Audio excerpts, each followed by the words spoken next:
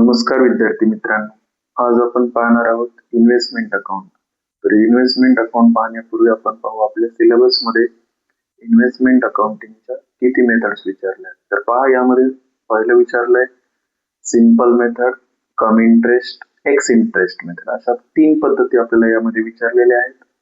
आपण सुरुवातीला इन्व्हेस्टमेंट अकाउंटचे एक एक्झाम्पल पाहूयात. पहा इन्व्हेस्टमेंट अकाउंटिंग सिंपल मेथडने एक example विचारलंय. Anand Company gives the following details about their investment in 6% government bond. आनंद कंपनीने गुंतवणूक केली आहे गव्हर्नमेंट बॉन्ड मध्ये, ती आहे 6% इंटरेस्टने. त्यामध्ये नंबर ए विचारलंय purchase of the bond face value ₹40,000 at the rate 98 on 1st January 2015. त्यांनी ते बॉन्ड गव्हर्नमेंट परचेस केले, ते आहे 40,000चे. त्याचा रेट आहे खरेदी करतानाचा 98 आणि ते खरेदी केले 1 जानेवारी 2015ला. नंबर बी मध्ये दिलंय sale of the bonds face value ₹30,000 at the rate 102 on 1st July 2015. Number B मध्ये सांगितलंय त्यांनी जे बॉन्ड खरेदी केलेले होते त्यापैकी 30,000 फेस व्हॅल्यूचे बॉन्ड सेल केले आणि त्याची सेल प्राइस पर बॉन्डची होती ₹102 आणि ते सेल केले 1 जुलै 2015ला.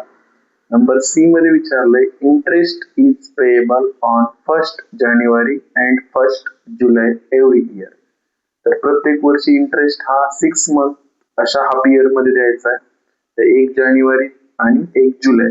आपण आता 1 जानेवारी तर नाही, तर 31st ला एंडिंगला तर एंड होत असते इयर आणि 1 जुलैला 6 महिने कंप्लीट होतात. ठीक आहे.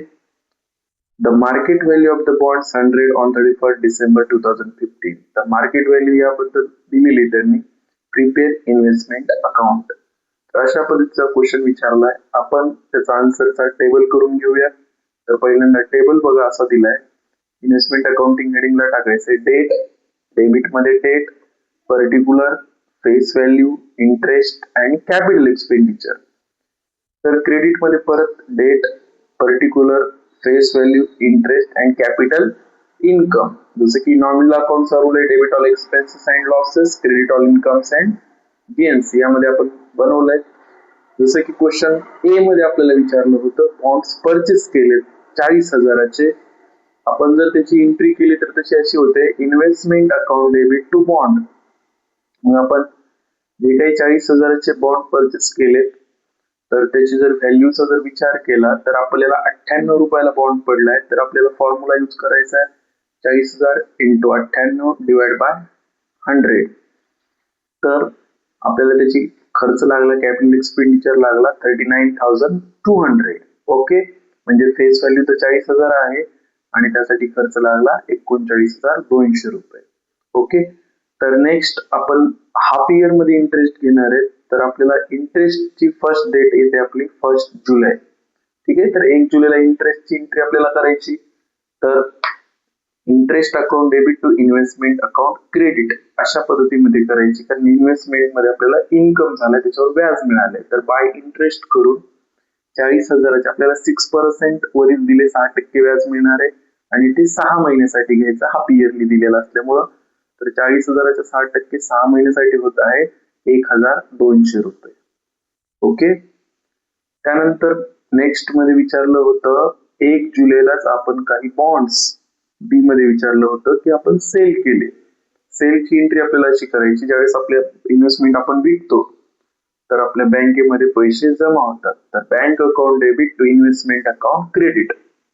तर बाय बँक लिहून त्याची फेस व्हॅल्यू 40,000 आहे, परंतु आपण त्याला विकलंय ₹102.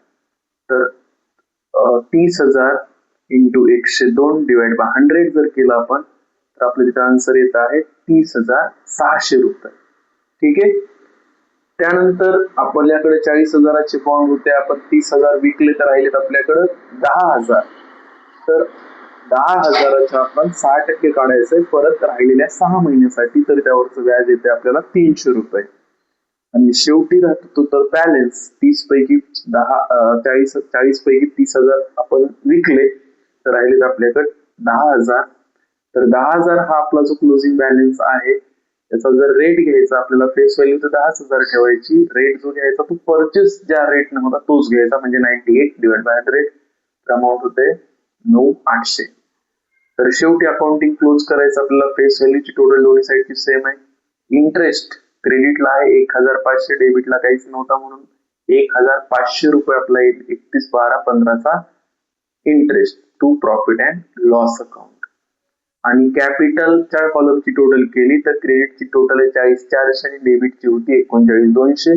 तर डिफरन्स काढला तर आन्सर येत आहे 1,200 रुपये टू प्रॉफिट. तर अशा पद्धतीचा मित्रांनो ही सिंपल क्वेश्चन होता. अशाच आधारित आपण काही मेथड्स पुढील क्वेश्चन पाहणार आहोत. ठीक आहे, यामध्ये पुढची स्टेप आपण पुढच्या व्हिडिओमध्ये पाहूत. धन्यवाद.